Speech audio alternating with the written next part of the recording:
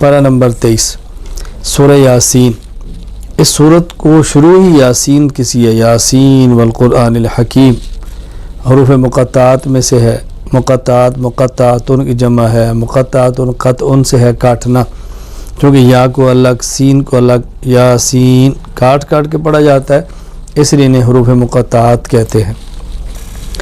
اللہ تعالیٰ نے اس کے آغاز میں انبیاء علیہ السلام کا ذکر کیا ہے، 3 نبیوں کا ذکر ہے، پھر قوم کا ان کو نہ ماننا، جھگڑنا، اس پر پھر ایک امتی حبیب نجار جو اپنی قوم کو سمجھاتے ہیں ایک ایسے شخص ہے، اللہ کا نبی ہے، تم سے مطالبہ نہیں کرتا، تم کیوں اس کی بات نہیں مانتے؟ قوم نے ان کی نصیحت پر عمل کرنے کے بجائے ان کو مار ڈالا۔ خیر اللہ تعالیٰ نے ان کو جنت عطا فرمائی، ان کی حسرت کا ذکر کیا، کاش اس قوم کو میرے اس مقام کا پتہ چلے جو اللہ تعالیٰ نے مجھے عطا فرمایا ہے۔ تو اس سے معلوم ہوا کہ اہل حق کو نبی کی بات ماننی چاہیے، اور جو پیغمبر کی تائید کرتے ہیں ان کی بات ماننی چاہیے۔ جس طرح آج کے دور میں علماء ہیں، پیغمبر کی بات سمجھاتے ہیں، نبی والے دین کی طرف بلاتے ہیں، تو ان سے ٹکرانا نہیں چاہیے بلکہ ان کی بات کو ماننا چاہیے۔ اللہ تعالیٰ نے اپنی توحید اور قدرت کے دلائل بیان کیے ہیں۔ سورج کو دیکھو، چاند کو دیکھو، ستارے کو دیکھو، زمین سے نباتات کو نکلنا دیکھو، سب چیزیں اللہ پاک کے کھول کے بیان فرمائیں۔ پھر قیامت کی ہولناکیوں کا بیان فرمایا، جب قیامت آئے گی تو اللہ تعالیٰ انسان کی زبان پہ مہر لگا دیں گے، اعضاء بولیں گے، ہاتھ بولے گا، ٹانگیں بولیں گی، پاؤں بولیں گے، بول کر بتائیں گے کہ کون کون سا گناہ ہم کرتے رہے ہیں، اس وقت سے ڈرو۔ پھر اللہ پاک نے متقین اور مجرمین کی حالت کا ذکر کیا ہے۔ متقین کو اللہ یہ نعمتیں عطا فرمائیں گے، جنت دیں گے، اپنے انعامات دیں گے، اور مجرم خدا تعالیٰ کے عذاب کے اندر ہوں گے، پریشانیوں کے اندر ہوں گے۔ مومنین اور مجرمین کو الگ الگ کر دیا جائے گا۔ اللہ تعالیٰ ہمیں نیک لوگوں کی فہرست میں شامل فرمائے۔ پہلے صورت کے آخر میں ابی بن خلف کا قصہ بیان کیا، کو ظالم اللہ کے نبی سے بات کہتا تھا ہم ہڈیاں ہو جائیں گے، یہ دیکھو من یحیی العظام وہی رمیم، ہڈیاں ہو گئی ہیں، بوسیدہ ہیں، کہ کون ان کو زندہ کرے گا؟ اللہ تعالیٰ نے فرمایا میرے پیغمبر ان کو سمجھاؤ، جس اللہ نے پہلے پیدا کیا وہی دوبارہ پیدا فرما دیں گے۔ اللہ کے لیے کیا مشکل ہے؟ وہ اللہ جو سبز درخت سے آگ پیدا کر سکتا ہے، کہ اس مردے کو دوبارہ زندہ نہیں کھڑا کر سکتے؟ یوں اللہ تعالیٰ نے بات کو سمجھایا۔ سورۃ الصافات، اس کا آغاز ہے والصافات صفا، ملائکہ جو صفیں باندھ کے کھڑے ہیں، یعنی اللہ تعالیٰ کے حکم کے سامنے ہر وقت تیار ہیں، تو اس لیے سورت کا آغاز والصافات اس لفظ سے ہو رہا ہے، تو سورت کا نام ہی سورۃ الصافات ہے۔ اس سورت میں اللہ تعالیٰ نے قیامت کے عقیدے کو پھر ذکر فرمایا ہے، باس بعد الموت کا ذکر کیا ہے، دلائل سے بات سمجھائی ہے۔ مشرکین کہتے ہیں ہم کیسے؟ فرمایا تم بھی ہو، تمہارے آباء و اجداد، ہم سب کو کھڑا کریں گے۔ پھر اللہ تعالیٰ نے صورت میں جنتی اور جہنمیوں کا مکالمہ ذکر کیا ہے، جنتی جہنمیوں سے باتیں کریں گے، جہنم والے جنت والوں سے باتیں کریں گے، جنت والے جنت میں ہوں گے، جہنم والے جہنم میں ہوں گے۔ وہاں جہنمیوں کو اپنی حسرتیں ہوں گی، یا کاش ہم بات کو مان لیتے، یا کاش فلاں کی بد کی بات نہ مانتے، فلاں سے دوستی نہ کرتے، آج یہاں نہ پڑے ہوتے، لیکن اس رونے دھونے سے اب کچھ بھی نہیں ہوگا۔ پھر اللہ تعالیٰ نے اس صورت میں ادنو علیہ السلام کا واقعہ بیان فرمایا، اللہ نے ان کو ماننے والوں کو نجات دی، نہ ماننے والوں کو تباہ و برباد کر دیا۔ حضرت ابراہیم خلیل اللہ کا واقعہ بیان کیا ہے، ان کے بیٹے اسماعیل کا ذکر کیا ہے کہ حضرت ابراہیم علیہ السلام کو خواب آئی ہے، بیٹے کو ذبح کر رہے ہیں، بیٹے سے پوچھا، بیٹے نے کہا ابا جی میں تیار ہوں۔ ابراہیم علیہ السلام نے اپنے بیٹے کی گردن پہ چھری چلائی ہے، اللہ نے بیٹے کو بچایا، اسماعیل علیہ السلام کو بچایا، ان کے بدلے میں جنت کا دمبا دیا، اور انعام میں اللہ تعالیٰ نے اس امتحان میں حضرت ابراہیم علیہ السلام کو کامیاب فرمایا۔ اللہ اکبر۔ فرمایا ہمارا مقصد تو بیٹے کو ذبح کرانا نہیں تھا، امتحان تھا۔ امتحان کا ہمارا یہ نہیں کہ اللہ کے علم میں نہیں، اللہ امتحان لے کر امت کو بتانا چاہتے میں نے جن کو اپنا خلیل بنایا، دیکھو میں جانتا ہوں اس قابل ہے کہ اس کو خلیل بنایا جائے، ہمارے ہر حکم پہ کیسے جان دیتے ہیں۔ خود کو میدان جہاد میں پیش کرنا آسان ہے، بیٹے کو ذبح کر دینا اس سے زیادہ مشکل ہے، اور ہمارے ابراہیم نے اس کو بھی کر کے دکھایا۔ حضرت موسیٰ علیہ السلام کا ذکر فرمایا، حضرت ہارون کا کیا ہے لیکن اختصار سے۔ حضرت الیاس کا ذکر کیا ہے، الیاسین مستقل بھی ہے، حضرت الیاس کا نام ہی الیاسین۔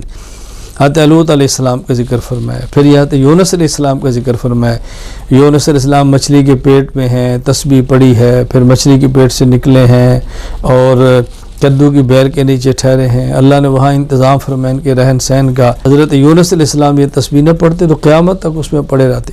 ہمیں اس عبرت حاصل کرنی چاہیے، تسبیحات کا اہتمام کریں، استغفار کا اہتمام کریں، اللہ کی عظمت کے قائل ہوں۔ ہمیں یہ بات سمجھائی اللہ پاک نے نبیوں کے قصے اور واقعات کو بیان فرما۔ سورۃ صاد والقرآن ذی ذکر، کیونکہ سورت کے شروع میں حروف مقطعات میں سے ایک حرف صاد ہے، اس لیے سورت کا نام ہی سورہ صاد ہے۔ یہاں اللہ تعالیٰ نے مشرکین کی سرکشی کا ذکر کیا، مشرکین کی تکذیب بیان کی ہے۔ مشرکین کہتے تھے ہمارے پاس نبی بھیجتے ہیں تو انسانوں کو بھیجتے ہیں، کسی فرشتے کو بھیجیں۔ تم جب انسان ہو تو نبی انسان ہی آئے گا، انسان کی ضرورتیں انسان زیادہ سمجھتا ہے۔ تو اللہ تعالیٰ نبیوں کے واقعات بیان فرماتے ہیں اور مشرکین کی تردید فرما رہے ہیں۔ داؤد علیہ السلام کا ذکر کیا ہے، داؤد علیہ السلام کو اللہ نے خلافت دی ہے، نبوت کے منصب پر فائز ہے، ان پر بھی امتحان آئے لیکن امتحان میں کامیاب ہوئے۔ نبی پر امتحان اس کی شان کے مطابق ہوتا ہے، امتی کے امتحان اس بیچارے کی حیثیت کے مطابق ہوتے ہیں۔ تو داؤد علیہ السلام کا قصہ بیان فرمایا۔ پھر حضرت سلیمان علیہ السلام کا واقعہ بیان کیا، اپنے گھوڑے ملاحظہ فرما رہے ہیں، اللہ کی نعمت ہے، جہاد کے گھوڑے ہیں، وہ دیکھتے ہوئے شاید نماز کا وقت آگے گزر گیا، سلیمان علیہ السلام نے گھوڑوں کو کاٹ ڈالا کہ میں اللہ کی عبادت میں کسی چیز کو بھی برداشت نہیں کر سکتا۔ پھر اس میں فرمایا کہ سلیمان علیہ السلام نے دعا مانگی، اللہ مجھے ایسی بادشاہت دے میرے بعد کسی کو نہ ملے، اللہ نے دی ہے۔ پھر حضرت ایوب علیہ السلام کا واقعہ بیان کیا۔ ایوب علیہ السلام بڑی آزمائش سے گزرے ہیں، بڑی بیماری سے گزرے ہیں، بڑی تکلیف سے گزرے ہیں، ان کی اہلیہ نے ان کا ساتھ دیا ہے۔ ایک وقت آیا اللہ پاک نے پھر صحت دی ہے، اولاد دی ہے، جو اللہ نے نعمتوں سے نوازا ہے۔ تو کبھی مشکل تکلیف آ جائے انسان برداشت کرے، اللہ سے تعلق کو مضبوط رکھے، یہ وقتی آزمائشیں ہوتی ہیں، گزر جاتی ہیں۔ تو اللہ نبیوں کے قصے بیان کرا فرما کے امت کو یہ باتیں سمجھا رہے۔ اللہ اکبر۔ پھر آگے بیان فرمایا کہ دیکھو پیغمبر کے ذمہ کام سمجھانا ہے، منوانا نہیں ہے۔ انما انا منذر، منوانا نہیں ہے، سمجھانا ہے۔ نبی کہہ رہے میں تم سے پیسے نہیں مانگتا، اجرت نہیں مانگتا، میں مشرکین سے کوئی چیزیں نہیں مانگتا۔ ہاں یا یہ مسئلہ یاد رکھیں، اہل علم متقی اور علماء اپنوں سے کوئی چیز لیں یہ الگ چیز ہے، اور غیر سے لیں الگ چیز ہے۔ پیغمبر کفار سے فرماتے تھے کہ میں تم سے کسی چیز کا مطالبہ نہیں کرتا۔ یہ میں نے اس لیے کہا کہ بعض لوگ اس کو بطور دلیل کے پیش کرتے ہیں کہ یہ دین پڑھانے والے کی اجرت لینا جائز نہیں، اس مسئلے کا اس آیت سے کوئی تعلق نہیں ہے۔ پیغمبر غیروں کو کہہ رہا ہے، اور آج بھی دین کا کام کرنے والے غیروں سے تو کبھی بھی نہیں کہتے کہ ہمیں کوئی چیز دے دو۔ اللہ تعالیٰ دین سمجھنے کی توفیق عطا فرمائے۔ سورۃ الزمر، اس کے آغاز میں اللہ تعالیٰ نے عقیدہ توحید کو بیان فرمایا ہے اور اس پر دلائل بیان فرمائے۔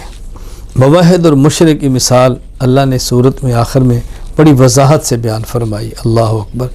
فرمایا مشرک اس غلام کی طرح ہے جس کے آقا کئی ہوں، اور مومن موحد اس غلام کی طرح جس کا مالک صرف ایک ہو۔ ایک مالک کو جا اور کئی مالک کو جا، تو مثال دے کر بات سمجھائی ہے کہ شرک سے بچو اور توحید کو اختیار کرو۔ اللہ تعالیٰ نے اس مثال کو بیان فرما کے یہاں پر پارے کا خاتمہ فرمایا ہے۔ اللہ تعالیٰ ہمیں شرک سے محفوظ رکھے اور توحید کی نعمت عطا فرمائے، باغیوں کی صفوں سے محفوظ رکھے اور اپنی اطاعت کرنے والوں میں شامل فرمائے۔ اللہ تعالیٰ تمام انبیاء پر ایمان لانے کی توفیق عطا فرمائے۔ وآخر دعوانا الحمد للہ رب العالمین۔